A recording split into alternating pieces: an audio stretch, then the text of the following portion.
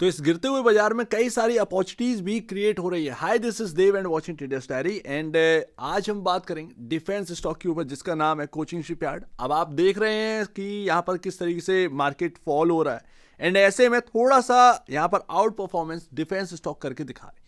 क्या वाकई में बॉटम बन चुका है इन स्टॉक्स के अंदर या फिर अभी भी कॉशियसली रहे हैं यहाँ पर? तो अभी 3 महीने के रिटर्न की बात करेंगे जो कि मैं हर वीडियो में करता हूं। बीएसई पीएसयू, क्योंकि आप पीएसयू इंडेक्स से बिलोंग करते हैं, राइट? तो पीएसयू इंडेक्स ने यहाँ पर -20% का नेगेटिव रिटर्न दिया है अगर आप देखें 3 महीने के हिसाब से। वही स्टॉक ने -24.86% का रिटर्न दिया है एंड इस गिरते हुए बाजार में अब आप इस स्टॉक को या फिर बाकी डिफेंस स्टॉक को कम ही गिरते हुए देख रहे होंगे। मोस्टली रिकवर हो जाते हैं गिरने के बाद भी। उसका रीजन क्या है? तो ये मार्केट का गिरावट जो है वो अभी हम देख रहे हैं 26,000 से किस तरीके से गिरा, लेकिन अगर आप देखेंगे ये मार्केट गिरने से पहले ये स्टॉक धाराशायी हो गया था। आप देखें तो 3,000 का लेवल जो है वो हिट किया था स्टॉक ने एंड वहां से अगर आप काउंट करेंगे 1261 रुपए, क्योंकि ऑलमोस्ट अपने लोज के आसपास ही है। 1200 का लो लगा है, वहां से थोड़ा सा 60-70 रुपए ऊपर हमें देखने को मिला है।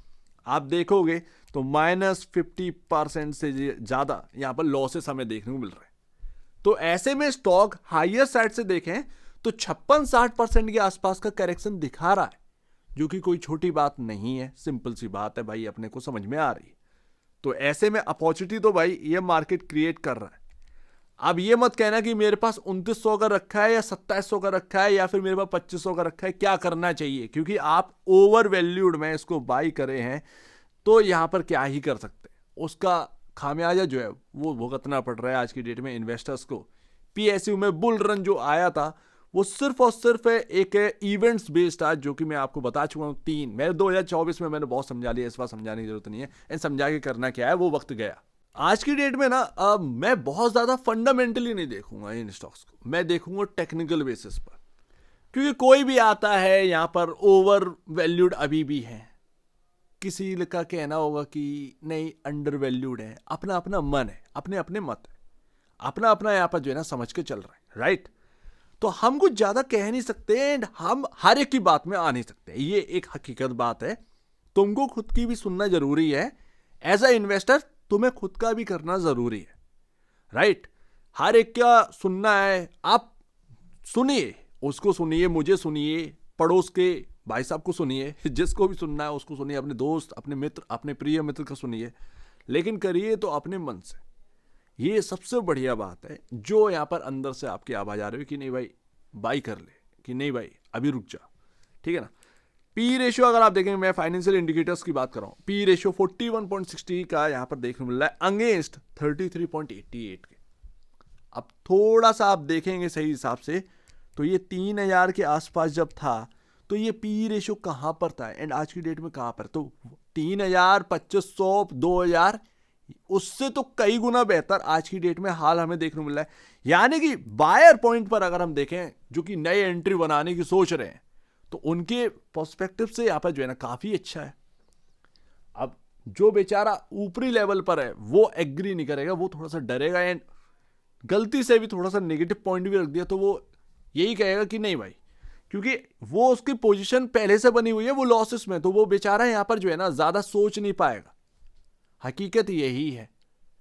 इस 2024 में ना मार्केट ने बहुत कुछ खराब कर दिया है एंड कोई आगे बढ़कर बोलने वाला नहीं था, क्योंकि बोल रहे थे एंड यहाँ पर अगले दिन ही चले चले जा रहे थे, उनकी बात खराब हो जाती, तो न्यूट्रल अपना बिहेवियर रख के चले जाते थे। बट हम जानते थे कि काफ़ी गलत हो। तो यहाँ पर 6.10 टाइम पर आपका जो है प्राइस टू बुक वैल्यू हमें देखने को मिल रहा है। इस बात को आप समझ। एक और सबसे बड़ा रीजन है कि ये सब हुआ क्यों, आपको मैंने ऑलरेडी बताई थी। मोस्टली इन स्टॉक्स की शेयर होल्डिंग पैटर्न उठा के देखें तो क्या देखने को मिलेगा, मोस्टली कितना होल्ड कर रहे हैं प्रोमोटर, मोस्टली प्रोमोटर होल्ड कर रहा है, बचा कुछ ऐसा ही है। तो नंबर ऑफ शेयर्स बहुत कम है, इसीलिए तो 10-10, 12-12% की स्पाइक देखने को मिल जाती थी। अदरवाइज कभी देखने को मिली है इतनी स्पाइक्स? पुराने लोग जानते हैं 2020 से पहले वाले, ये नहीं होता है ऐसी चीज़ है, ठीक है ना? तो वो 2020 के बाद जो आए ना, उन्होंने देखी है तेजी, तो उनको सब तेजी तेजी नजर आता है। तो वही चीज तो यहाँ पर फंस गई। यही तो बात है कि 10-10% सर्किट लगने लगे, अपॉर्चुनिटी लगने लगी लोगों को बराबर बराबर। बैक एंड में क्या चल रहा था? बैक में चल रहा था कुछ फंड्स यहाँ पर जो है वो अपना खेल रहे थे एंड वो पैसा लेके निकले। यही तो हुआ 2024 में। हुआ क्या है पीएसयूज के अंदर? यही तो हुआ ही है, खेल हो गया पूरा का पूरा। चलो खैर, कोई दिक्कत की बात नहीं है, इसमें इन्वेस्टर की कोई गलती नहीं है, ये गेम रचा ही गया था, क्या कर सकते हैं।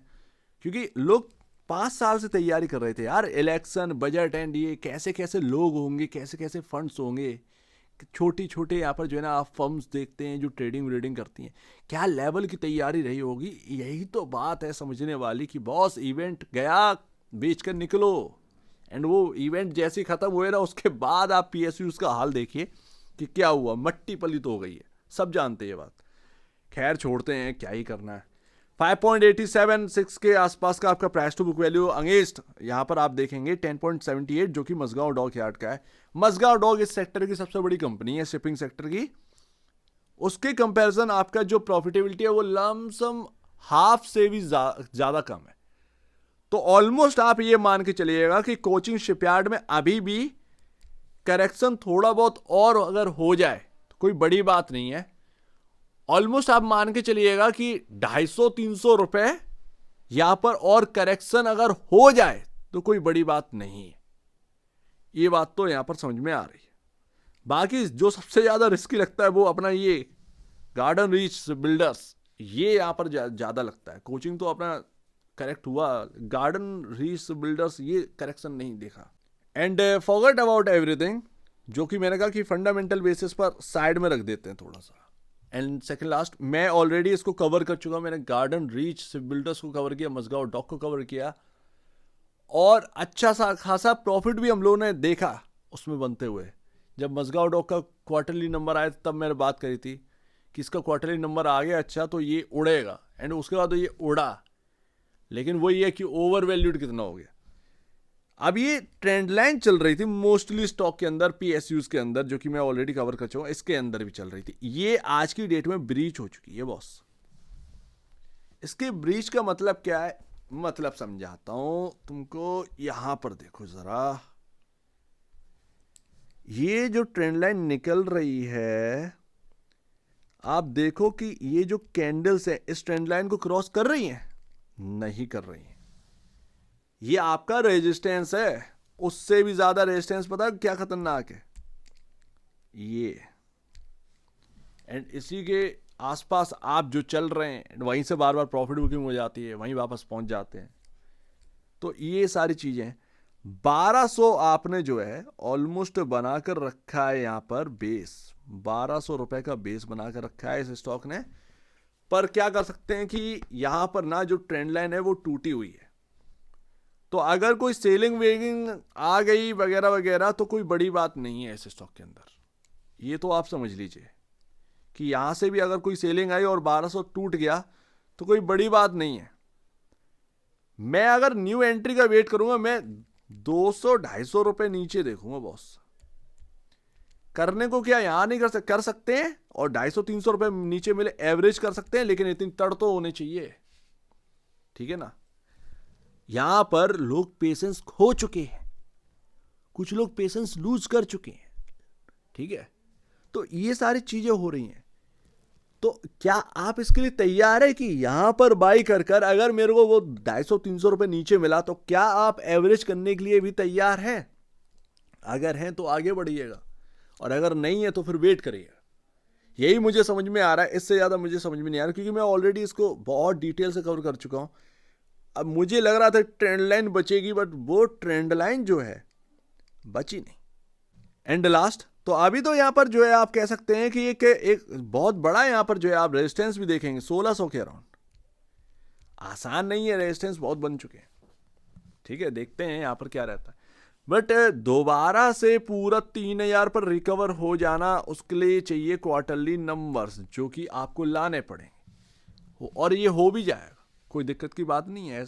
ऐसा नहीं है कि डिफेंस पैक चला गया हो, डिफेंस पैक के अंदर ताकत है, लेकिन जो 2024 में घट गया वो नहीं घटना चाहिए था, वो घट गया, उसमें आप यहां पर ट्रैप हुए, तो क्या कर सकते हैं, वो नहीं होना चाहिए तो वो ही हो गया, ठीक है। Forget about it. बस यहां पर ध्यान रखिएगा कि मूविंग एवरेज भी यहां पर जो है आपका 1400, दो मूविंग एवरेज, एक तो 1400 पर आपका जो है 50 डेमा है, ठीक है, और एक 1440 के अराउंड आपका 100 डेमा है।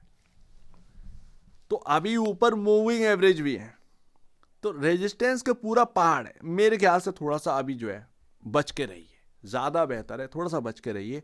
और अदरवाइज आपको लगता है, आपके अंदर की आवाज़ ये कह रही है कि नहीं मेरे को बाई करना चाहिए, 1200 रुपये का इंपॉर्टेंट लेवल है, तो 1200 रुपये का अगर इंपॉर्टेंट लेवल है ना तुम्हारे हिसाब से, तो तुम एक्सपेरिमेंट करो, ठीक है। बहुत ज़्यादा यहाँ पर जो है अगर आपको लग रहा है 1180 और 1200 को एक लक्ष्मण रेखा मानकर आप उसको एक्सपेरिमेंट करो। अगर वो टूटी तो हटना है, और अगर नहीं टूटी तो आपका सिक्का चलेगा तो चल गया, सीधी सी बात। कुछ एक्सपेरिमेंट भी करना जरूरी होते हैं मार्केट के अंदर। एक विदाउट एक्सपेरिमेंट आप यहाँ पर जो है ना कुछ नहीं कर पाएंगे। इवन लाइफ में भी एक्सपेरिमेंट करने पड़ते हैं, ये तो स्टॉक मार्केट है, तो ये बात यहाँ पर है। लेकिन अगर एक बार वो 1200-1180 टूट गया तो फिर किनारे रहना है।